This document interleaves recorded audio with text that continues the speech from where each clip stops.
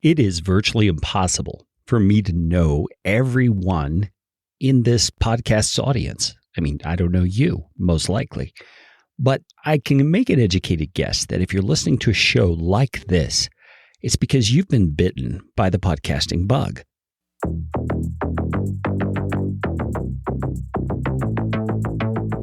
It's really hard to define, but there's something about it that's appealing to you. Something about hearing your own voice recorded that kind of sets something on fire inside of you.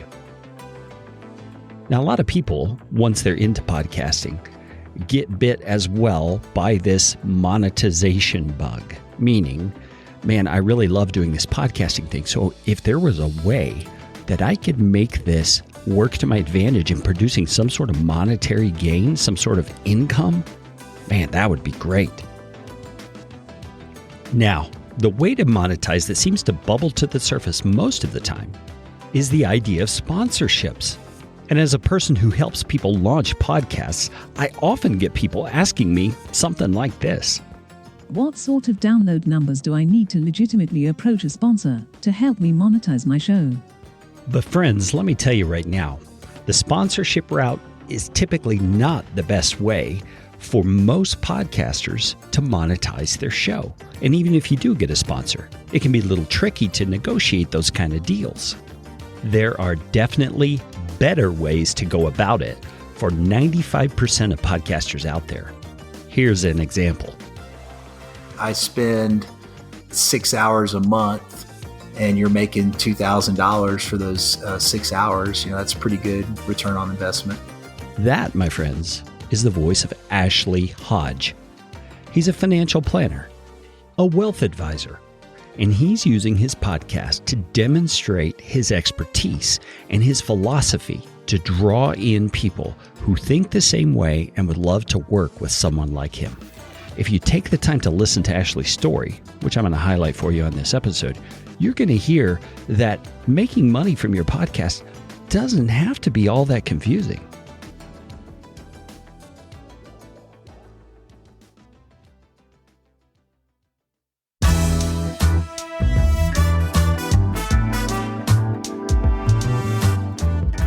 Way back in 2003-2004, an amazing new media technology was developed.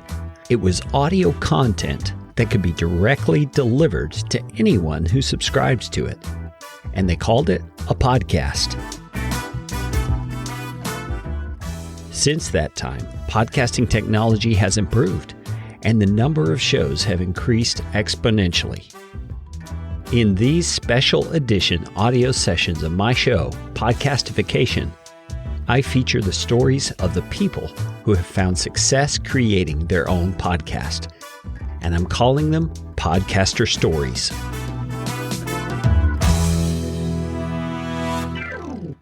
Though it may sound kind of elite to be a wealth manager like Ashley is, it was not that way for him growing up. He didn't grow up with a silver spoon in his mouth and a lot of privilege.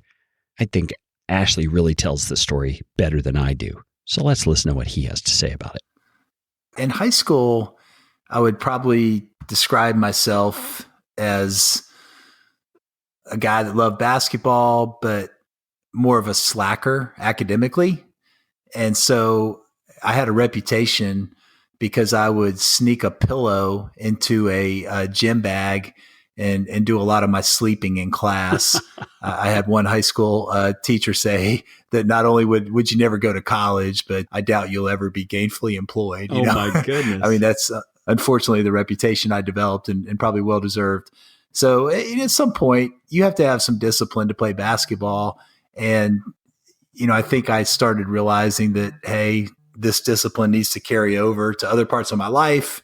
And so I started becoming a voracious reader, something my dad has always been. So I'm sure that it's more of a caught than taught type of thing, that I just saw him reading all the time and saw how he had a humble curiosity and was always learning. And that became an attractive quality. So I wanted to do that myself.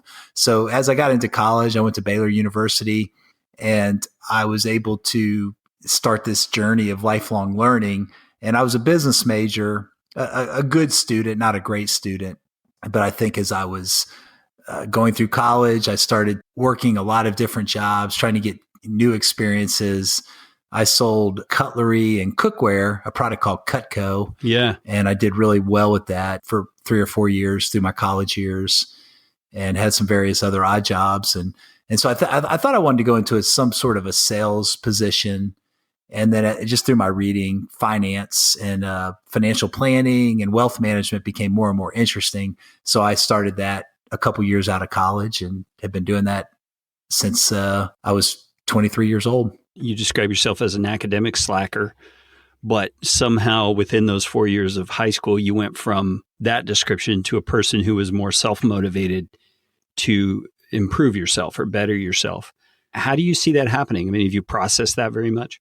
As you were asking that question, the thing that came to mind was I've always had trouble sitting still, and, like a lot of guys, I think could relate to this, and, listening to an hour lecture or even an hour sermon. I joke with the pastor of the church that I go to that, I almost enjoy listening to his sermons on double speed, because it's so much more time efficient to do that. And I can pick up everything, that he says. So I think, part of it was just the classroom structure of having to sit still, listen to a lecture for 45 minutes to an hour. That just never really did it for me. I've always done better with shorter periods of instruction. Even now when I read, I set a timer and I read something for 15 minutes and I take a break, and then I read something else for 15 minutes. So I think for me, my attention span is usually 15 to 30 minutes max. So you mentioned earlier the power of setting goals. Talk to me about that for a little bit. What do you mean exactly when you say setting a goal, and how do you go about doing that in a way that's actually something you follow through on? It's always been a struggle, even though I believe wholeheartedly in the process of setting goals. The actual discipline and implementation of those goals is always a challenge, because like most people, it's easy to follow for a few weeks and then it's a little harder to follow longer term. Yeah. But I've just found that I keep a notebook with all my goals, and I try to refer to that at least once a week. So just constantly focusing in on that and recalibrating and, self-evaluation am I living the way I want to live? Is there something I need to tinker with to get on track towards that goal again? So that's really what kind of led me into this whole stewardship mindset and an understanding that, everything we have is a gift from God, and it's really our job to try to maximize these resources while we live, and to try to, do as much good to as many people as we can. I mean, that's the ideal. Obviously, I fall short of that. Everybody falls short of that, but you just want to constantly be recalibrating towards that goal. And so that's what I try to do is set goals in areas that I think are the most important parts of my life, and to try to always be failing forward in those areas. Yeah. And so you're talking about a wide spectrum of types of goals, personal, right, professional, family oriented. You could fill in the blanks, but I assume there's a lot of different ones.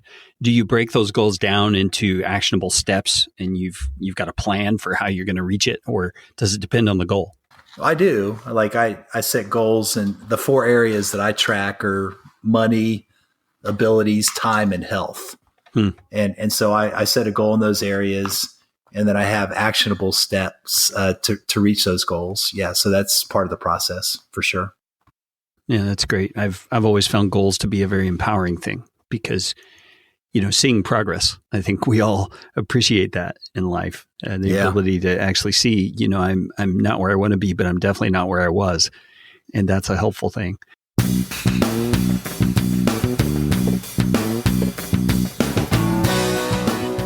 Now, when you hear Ashley talking about the power of goals and how he goes about setting goals, it may seem like just a foregone conclusion to you that, a guy who's dealing with wealth management and financial planning, those are important things.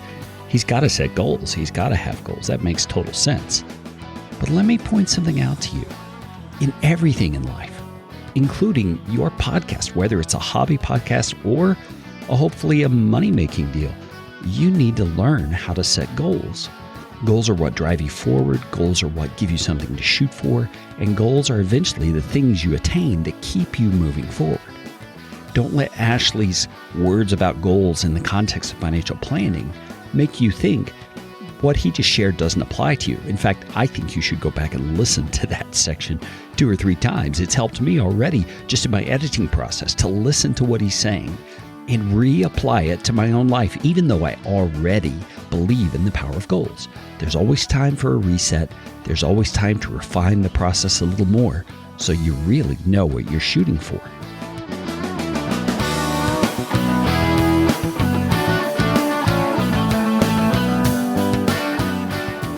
You've alluded a few times to your faith and the importance of your Christian faith in particular.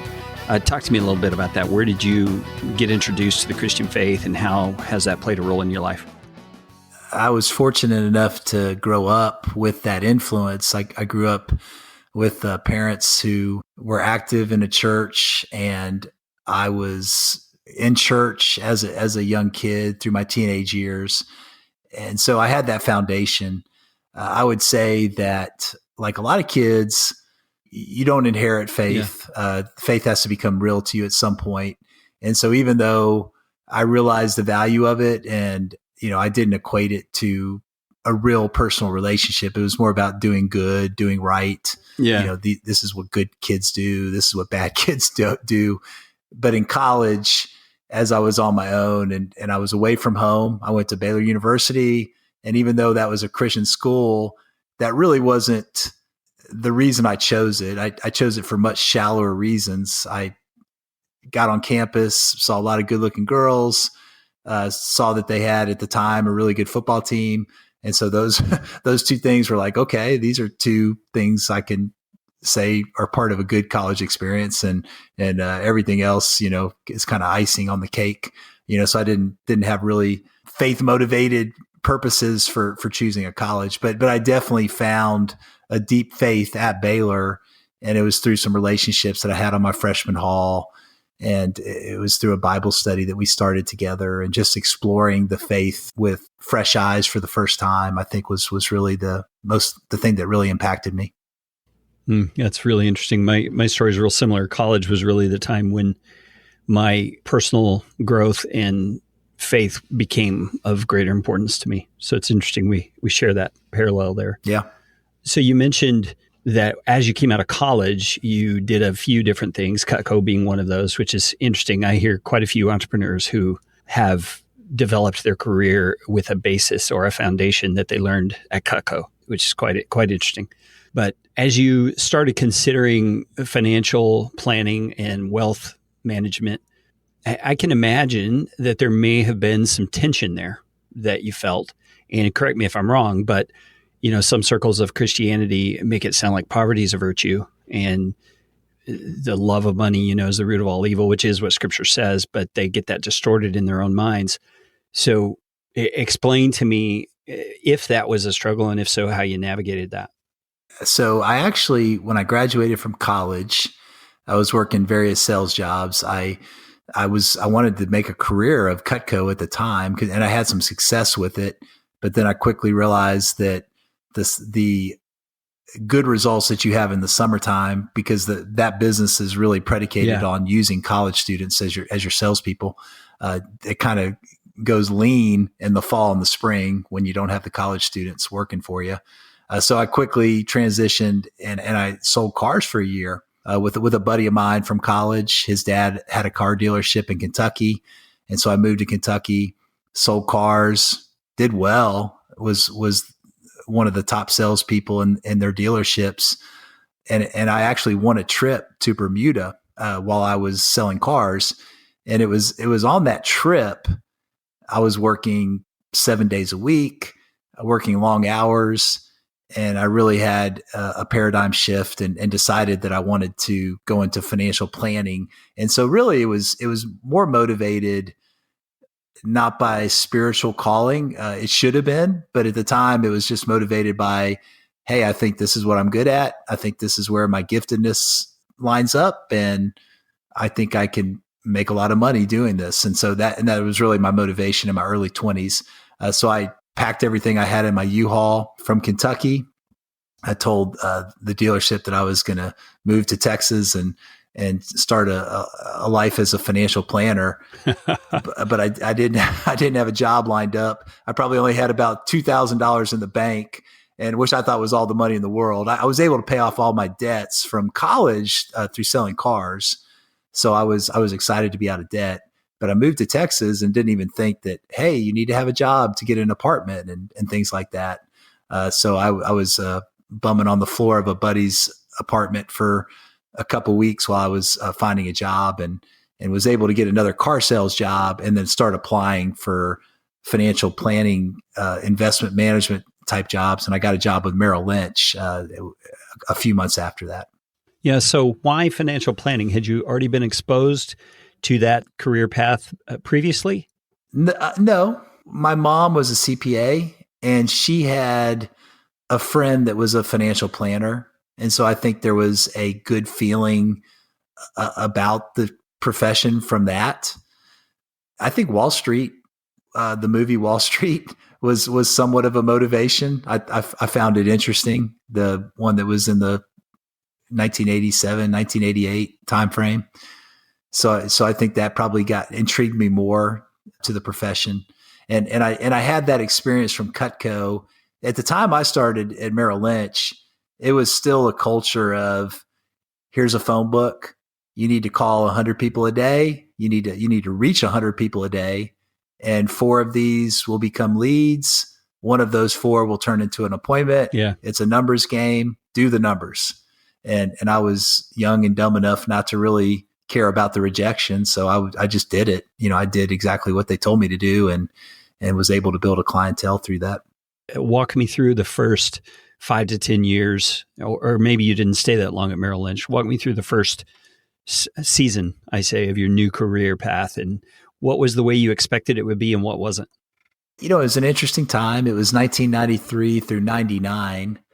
So those were some really good years for the stock market at the end of the 90s. A lot of excesses started to build, through that time. So it was kind of the boom of some of these internet companies and technology companies. There was still, definitely a gunslinger approach.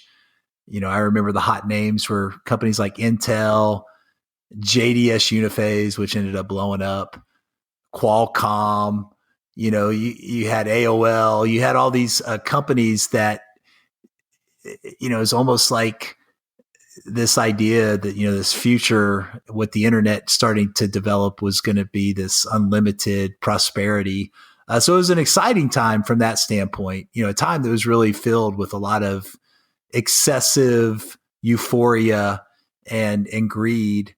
And even though in my heart, I knew spiritually, and I knew that this didn't feel right, that trees don't ever grow, to the sky forever. They eventually reach limits.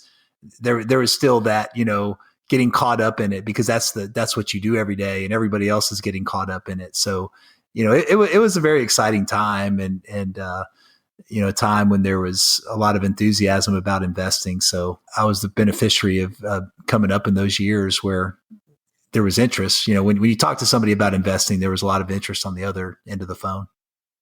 Yeah. So for those 6 years you were with Merrill Lynch, and did you transition into your own business after that? Well, no, I actually, as I was mentioning earlier, there was just like almost this mindset of greed that was forming in the industry in general. And so one of my managers from Merrill Lynch went to work for another company and contacted myself and a guy that I had formed a partnership with. And he brought us over from Merrill Lynch to this new firm. And we actually got upfront payouts to move, that were pretty lucrative in our eyes at the time. And so we were like excited about that. And unfortunately, God has a way of humbling you when you get too full of yourself. As soon as we moved, we were like the 10th and 11th Merrill Lynch employees that had moved over to this new firm. And so Merrill Lynch took a really hard stance with us legally and they decided to enforce our employment contract. And we went to 3-day arbitration. Oh, wow. And they actually got enforcement of the non-compete part of the employment contract, which was a year that we couldn't contact our clients. And that was really damaging to our businesses. And so we had to really rebuild almost from scratch because of that. But it was a good lesson. And, certainly the next time I made a move, I stayed at that firm that eventually got bought out by Payne Weber, and then UBS bought Payne Weber out. I stayed at that firm for another 5 years and then got all my ducks in a row to go independent in 2004 and made that change, and have been really glad that I did that. And it's been a terrific experience since 2004. Wow. That's a really cool story. Now I can imagine when Merrill Lynch came after you guys under that non-compete clause, I could imagine that being, I don't know, a handful of different emotions. I think I would feel feeling, scared, feeling threatened, feeling, kind of uncertain what's going to happen. Walk me through where you were at in your own mind and heart as that was going on. Yeah, no question. All those feelings went through my mind. They were asking for $1 million in damages, which I most certainly did not have Wow. the financial wherewithal to pay at that time. Was that $1 million from each of you? $1 million between the two of us. So $500,000 each. The new firm that we were with was telling us, "Hey, we'll back you," but you never know for sure. It's one of those things that as soon as they see that you may not be as productive of an asset as they thought they were acquiring, you never know if they'll let you twist in the wind or not. Yeah. To their credit, they did give us a lot of support, paid all our legal fees, all those sorts of things. But there was a lot of fear, and fortunately, none of the financial damages were enforced, but the year enforcement of the non-compete was, and that was something that we had to rebuild, and we started a radio show right after that, and that was kind of the catalyst to help us get our book of business back where it was when we made the move from Merrill Lynch to the new firm. Yeah. So you say was that the company or you and this other guy? Who was it that was involved in that radio show? Me and this other guy. Okay. And what was your thinking there? Why did you think a radio show was a good move? Well, because they were able to enforce the non-compete, we did have, some clients that we had really good relationships with that moved over, and they were just insisting that they come with us. But the ones that were more customers than clients, they, of course, stayed with the firm because we weren't able to legally contact them.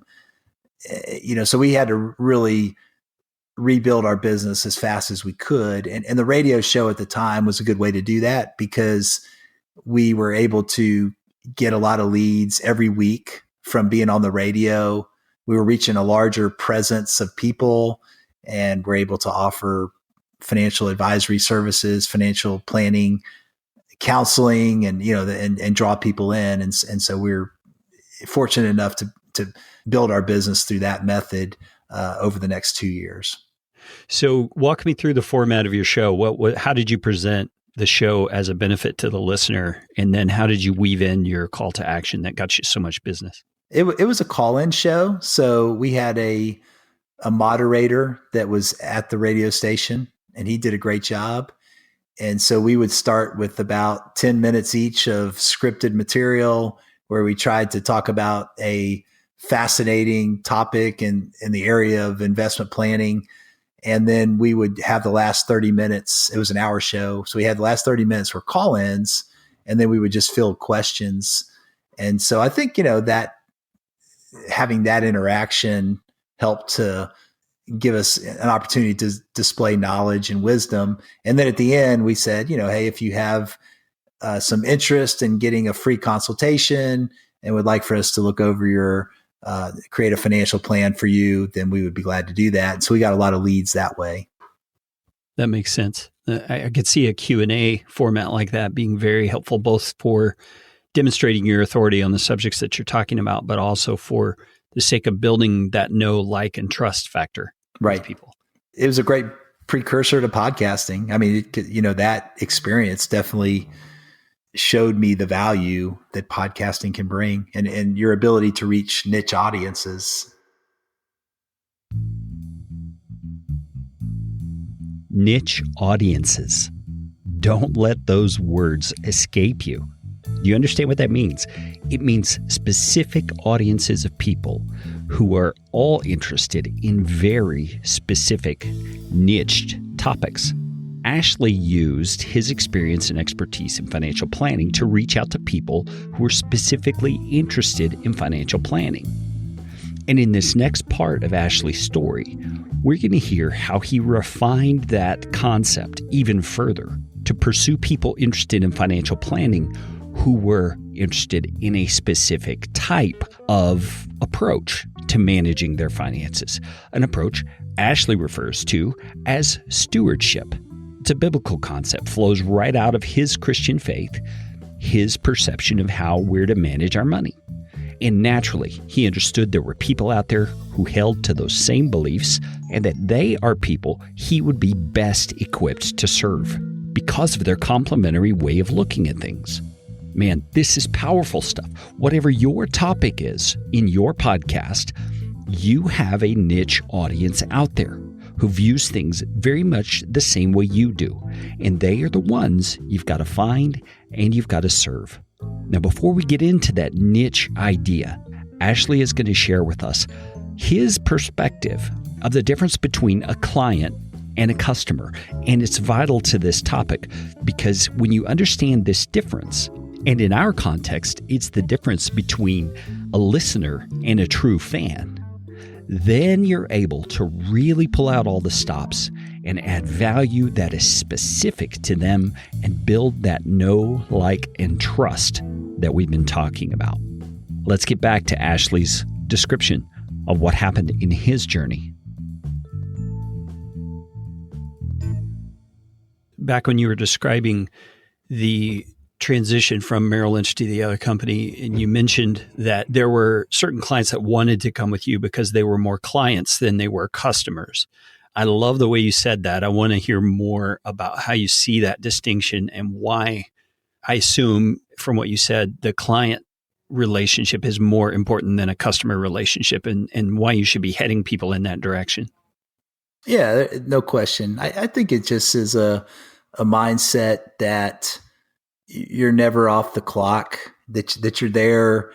You know, that's probably not something that a lot of people want to hear or even embrace. But I have that mindset that, you know, if someone needs something and it's within my power to help them, then I'm going to try to provide a timely answer and not think about, you know, what's in it for me. I'm going to try to meet needs.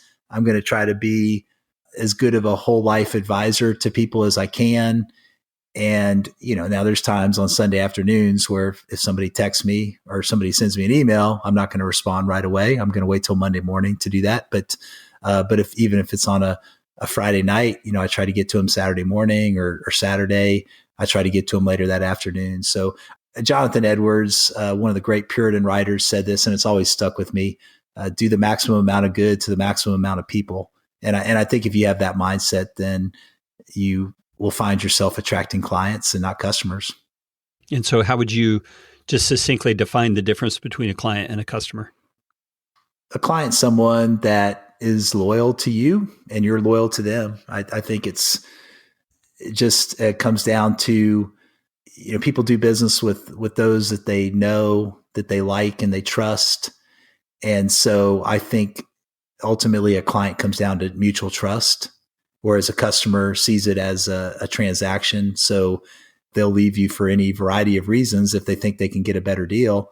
A client is someone that values the relationship more than that and wants to stick with you, even if there's someone that offers a slightly, you know, lower price or something that may seem appealing on the surface. They're going to be less likely to leave because they view you as a trusted advisor. So the client side is much more relationally oriented. The customer side is more commodity or transaction oriented. Yeah. And so digging into that a little bit, obviously we all hear those definitions and we'd want more of the client relationships because they seem better just overall. What would be your advice to someone about what it takes to build a client relationship? It comes down to consistency.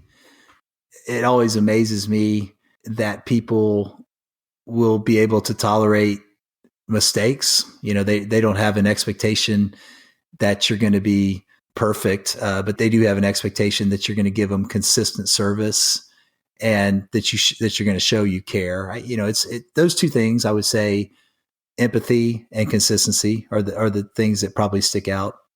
And what do those two things do for the person on the client side?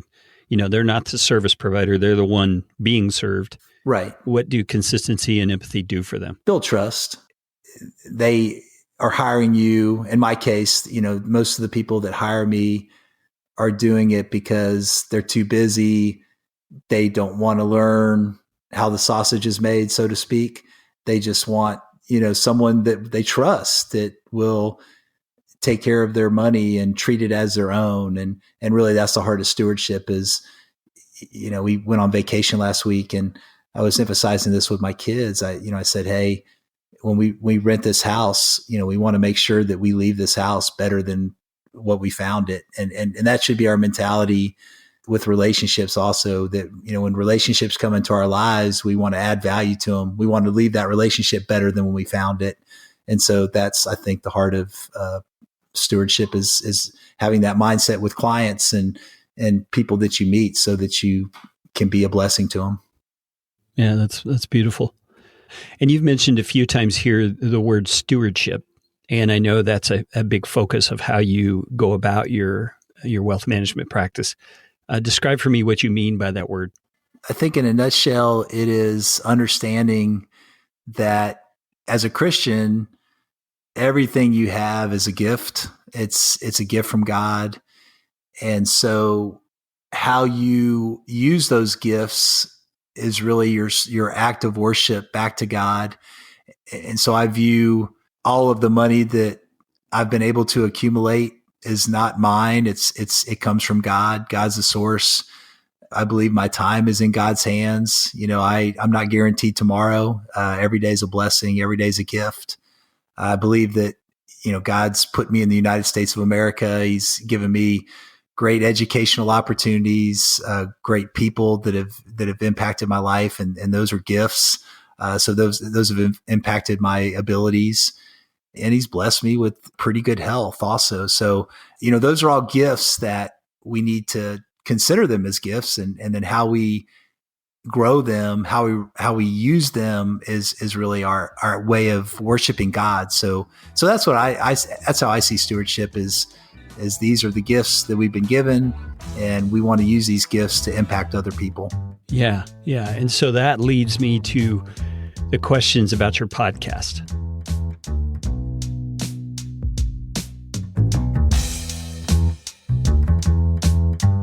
Full disclosure here, Ashley and I do hold to similar spiritual beliefs, but that is not why I'm having him on the podcast. I think what we've just heard from Ashley about this issue of clients and customers and targeting a niche audience is some of the most important things every podcaster needs to learn, especially if you've got something to sell, if you are trying to make a living from this thing you call podcasting, if you're trying to run a business and using podcasting as part of your content marketing, man, you've got to get this down. And Ashley has just figured it out. I would love to serve you in helping you narrow down your target to a niche audience that you can serve especially well, just like Ashley does. You see how his target audience fits his own personality and beliefs. It makes for a win-win combination. You're going to hear more about that as we continue on here. But to wrap up this little mid-roll break, I want to invite you to consider signing up for a consulting call. You will be surprised how an objective set of experienced eyes can help you find the things you really need to hit that target audience right in the bullseye. All right, let's get back to Ashley's podcaster story. Your podcast is named Whole Life Stewardship, and it's obvious you're wanting to communicate that truth, but there's also, practical financial advice and all of that happens within the time allotted for each episode. Walk me through the journey from radio show to starting your own practice to finally deciding, hey, I should do a podcast. there was probably 16 years in between the radio show and the first podcast. I started becoming just an avid listener to podcasts, and I love that form of education. I have a dog that I walk every day, and it's an opportunity for me to, learn while I walk the dog. Instead of, listening to radio in the car, I listen to podcasts now, and I listen to double speed because I want to I want to be as time efficient as possible. So that, really started with just a desire to learn and to grow. And then I thought, hey, this would be a good way for me to reach my client base and others that may be seeking this type of information as well. And so that's really the genesis of it. I didn't really think there might be a lot of business benefit in it, at least in the initial year or two. I thought it would take a lot of time to get some benefit from it from a business perspective. But I've been pleasantly surprised that a few of my larger new clients have mentioned that the podcast was their gateway into, knowing who I am, or a relationship strengthener, that maybe they knew who I was, but then they went to the website and then they listened to a few podcasts, and it gave them the confidence that, hey, this is a guy I want to contact and meet with to see if he would be interested in managing my wealth. And so it's just been a great way for me to reach a niche market and really sharpen the saw, so to speak. I think that was always the greatest thing about the radio show is the preparation requires you to read. Reading's good. Then it requires you to think and put your thoughts on paper and script out, some of the things you want to say. And I've found that to be true with the podcast as well. It leads me into new areas of learning that really help my business. So your motive in starting the podcast was really just to be of service, to offer, help to people who needed the help, but it's turned into more than that. It's turned into a relationship building tool. What is it about podcasting in particular that you see from your experience that enables it to do that, to build that trust? My focus on the podcast I'm doing is to try to keep it simple and to keep it between 10 and 25 minutes for most of the episodes. And I'm doing it only once every 2 weeks, but I've been doing it for a little over a year now. I think I'm on my 31st episode right now. I would say that, like most things, just being able to put up consistent content, I think, is helpful to your brand. It's a time multiplier because you only have so many hours in a day, and more people don't want to talk on the phone anymore. A lot of communication's done today by texting and email. And I found with my client base, certainly, which fits my personality fine, that the number of phone calls has been cut down dramatically. But podcasting is just a new medium for reaching people with a message. And I think it's a medium that a lot of people should take advantage of because technology makes it so inexpensive, to be able to reach an audience with that method. And so I think it's just the efficiency of it and the ability to really stay sharp is the two things that appeal to me.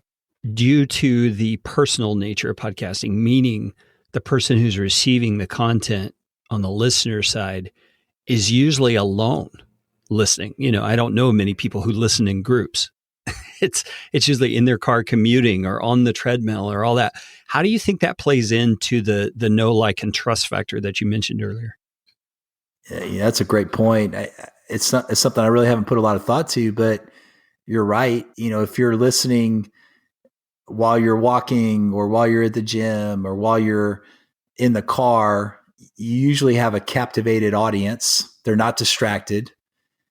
So I think that's a huge part of why podcasting is so effective is you have somebody's attention.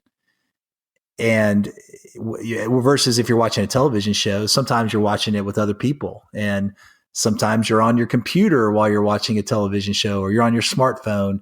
So you just have a distracted mind while you're doing that activity. But I see podcasting is different because, like you said, I mean, if you're driving. Hopefully you're not on your phone while you're driving. You're, listening, and you're able to process and get some stillness of mind while you concentrate on the material. So that alone, I think, is a reason that it's an effective medium. Yeah. And I often have thought of podcasting in terms of how it's similar to other types of interactions that we have with people.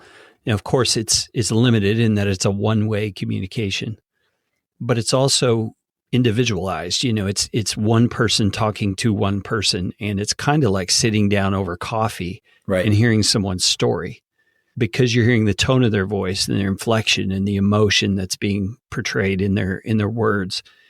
You're able to get a sense of who that person is.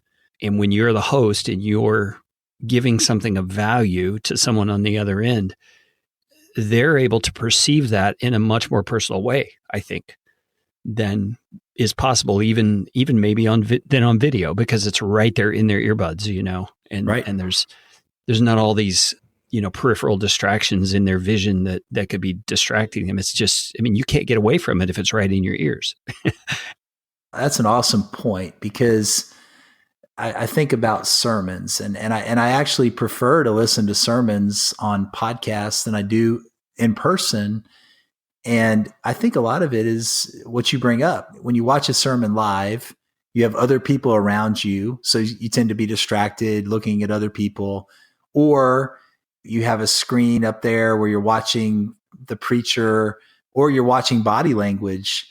Whereas with a podcast, you don't have those distractions, because so much of communication is body language.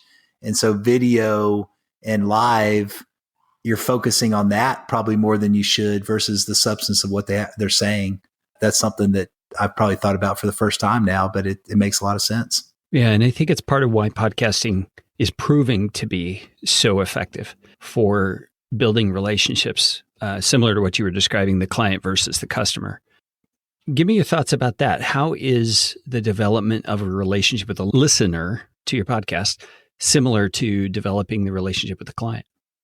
Yeah, I think it just gives them an opportunity, if they're motivated to go through and listen to a lot of episodes, that it builds trust, a lot of trust before you ever meet with them.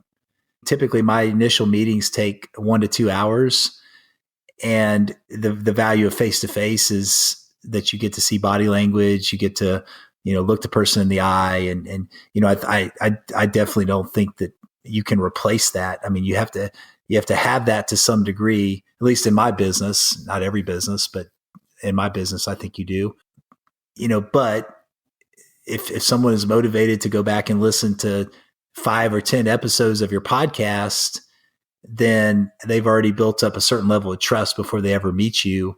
And I think that's invaluable, because that's the goal. You want to get them to trust you.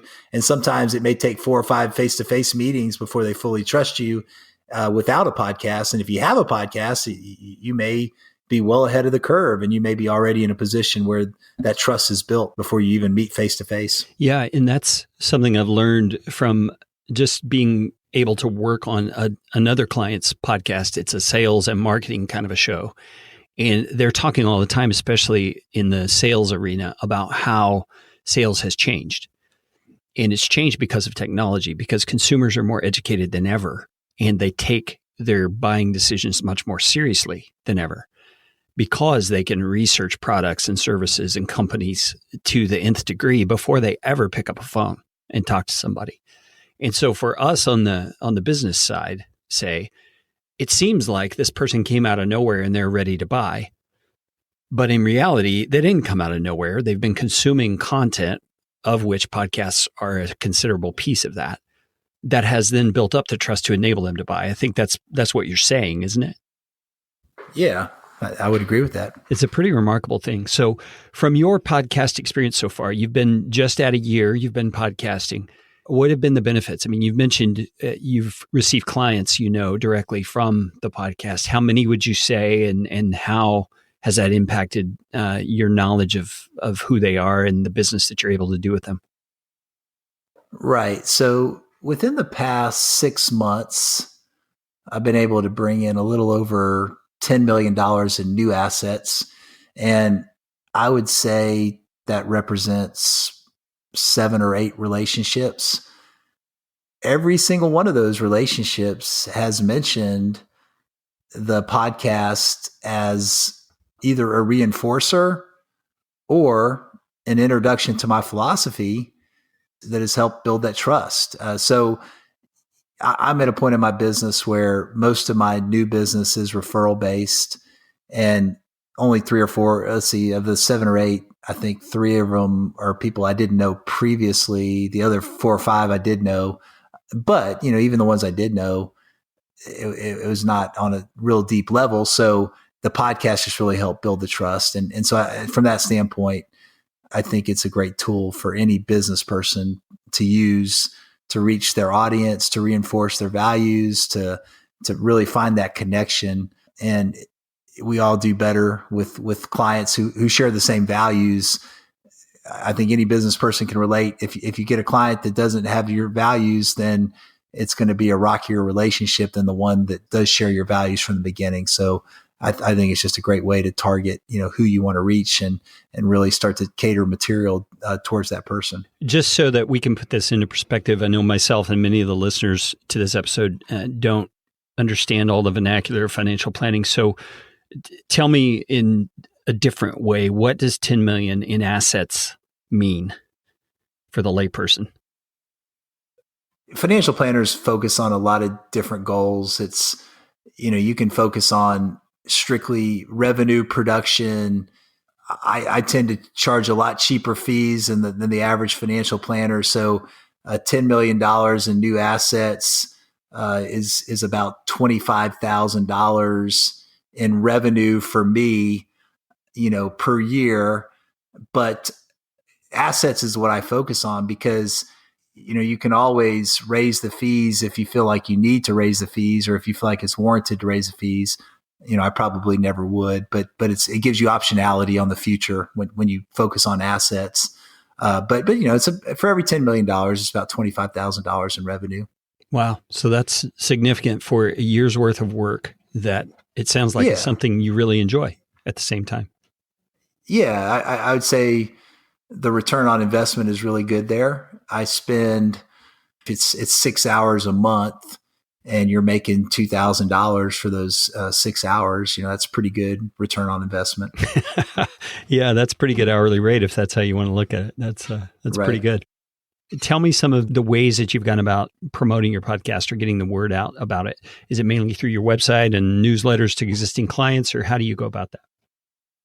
That's the sad thing about it is I haven't really done a good job with that. I guess I've taken more of the mindset that I was going to get a lot of content up in the first year and then really focus on promoting it more in years 2+. So I've done very minimal promotion on social media, but I have included it in client emails when I send out emails to clients, and, just word of mouth, through different relationships, would share it, would encourage people to subscribe to it and spread the word. So it's been very much of a grassroots focus on the people that I know type of promotion in the beginning.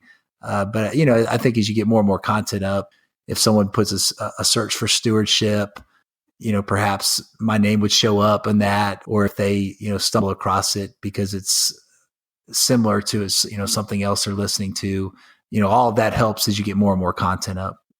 And yet, the amazing part is, even though you haven't promoted it very much, you're getting 10 million in assets. Right. It's just amazing because part of I think the leverage that podcasting brings is that people come to podcasting looking for specific topics, and you just have to be in that niche, publishing content for them to be able to select from. And there's all kinds of things that go into deciding or determining whether they select you or not, obviously. But right. One of those is just providing helpful content and building that know, like, trust factor like you're describing. So I love it. That's been so effective for you.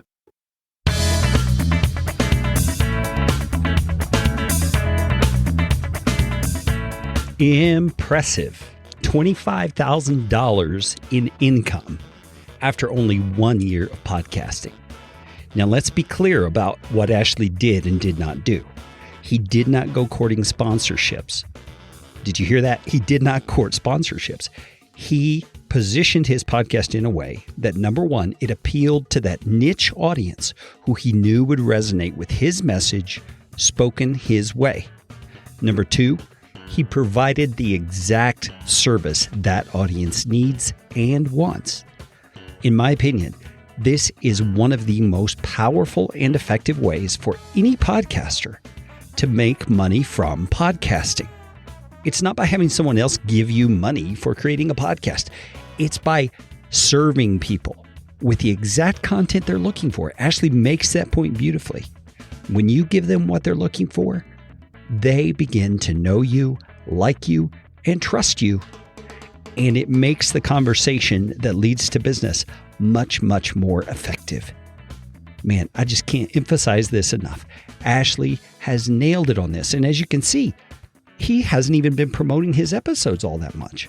He's just being consistent.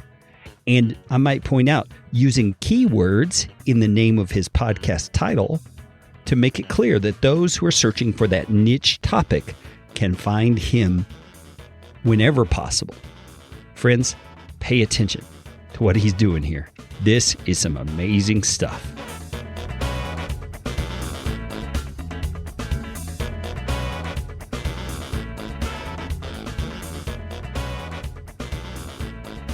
Now, did you do that intentionally, that rotating type of format where you're the main voice one episode and a guest another? Was there a strategy behind that?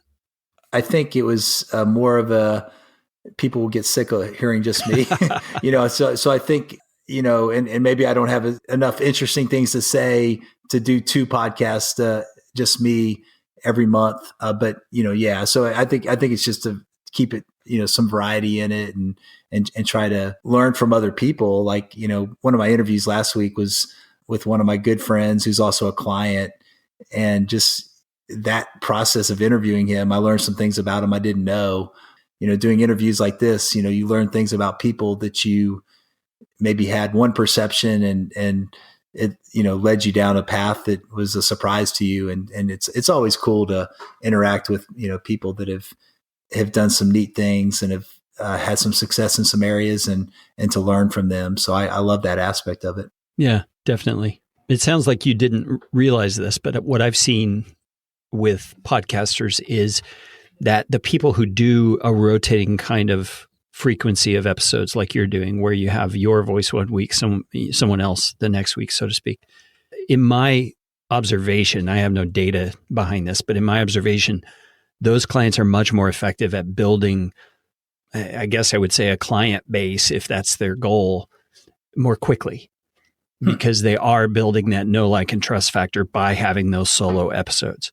Right. To a much more effective degree, I think. And so it's funny. I recommend that to clients all the time. And most are just content to stick with their interview format, which kind of baffles me. Right. But I think you've stumbled onto something that's very effective. So kudos to you on that. Thank you. Just a few more things here. As you got started in podcasting, what were the hurdles that you had to overcome to actually get started? There still is this aspect of it that, you get to Sunday afternoon and you're like, oh no, what am I going to talk about this week? There's definitely that continues on. I try to do a little bit of planning. If I'm doing one every 2 weeks, as I read, I try to read for an hour a day. So as I read, I keep a journal, and I see something that's, that would be good on the podcast, So I'm always hunting for material to use on the podcast. But ultimately, I guess the main hurdle for me is just carving out the time to actually write a script and to have an organized plan for what I'm going to present for the next one. Yeah, organization is a huge, huge struggle for a lot of podcasters, just because it's it is a pressing deadline, so to speak, even though it's a self-imposed one. Right. And it's you want to be faithful to your commitment to your listeners. So right.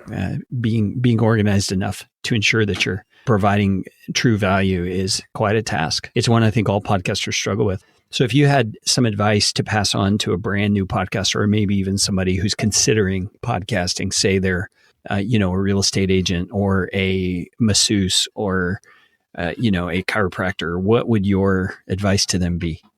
There are people looking for information, and those professionals have a level of expertise that the average person doesn't have. And even though they may not be confident that they're the best presenter, the best speaker, the most dynamic conversationalist, there's value that, anyone that's looking for that information can discover from someone that's willing to put themselves out there. And, we're just in this incredible transformation period where all of this information that, in the past, if you wanted to get information to somebody, you had to write a book and you had to spend months, preparing that information. And now you can just get a, microphone and get at your computer and verbally, give a lot of that information in a couple hours. And so it's just created this massive revolution in the way we consume information. And, I know my own habits. I'm reading less and I'm listening to podcasts more. I still carve out time to read. But, I think as we continue to find out ways we're going to learn, voice interaction, things like Echo and Siri, that's going to replace a lot of our internet searches going forward and already is. So I think podcast is a preferred, method of communication for a lot of people and a way that people learn. And so a lot of the written emails and some things that people were doing in the past probably aren't as effective as they think they are. I would just encourage people to try podcasting because I think it's a really effective means of communication. Yeah, I would agree with you. One last question. It's kind of two questions in one, but they're closely connected. You, to me, are an example of a very niche specific podcast. Right. Number one, you're talking about wealth management, which is a little different than your basic financial planning kind of a podcast. But then you're also approaching it with a distinctly and overtly Christian perspective. So that makes you even more niched. So give me your insights into why you thought being so niched in was a good idea and what type of results or benefits you see from doing so. In areas that it's a crowded marketplace, and I would consider financial advisory to be a crowded marketplace, I think you really need to stand out and develop a niche, something that you're passionate about. Hey, these are the things I love to do. I want to try to attract people that are like-minded. That's the way podcasting is to me, or that's why I decided to go with such a specific niche ultimately I've just found that the clients that I just really love are people that have this stewardship mindset, and they tend to be the types that are going to be full of grace and people that really have a concern for other people. And so they make great clients and that's the type of life I want to live. And those are the type of people I want to attract into my life. So that's really the motivation for it. Yeah, that's great. And don't you think you are able to better serve those people too, because you get them a little more? Them, and what do you mean by that? You get who they are as people. Yes. No question. That it just makes total sense to me. And so to me, that answers the question you hear quite often where someone says, well, there's 200 financial advisor podcasts. Why would anybody want to listen to mine? And it's because you have you should have a unique approach that others are looking for. Right.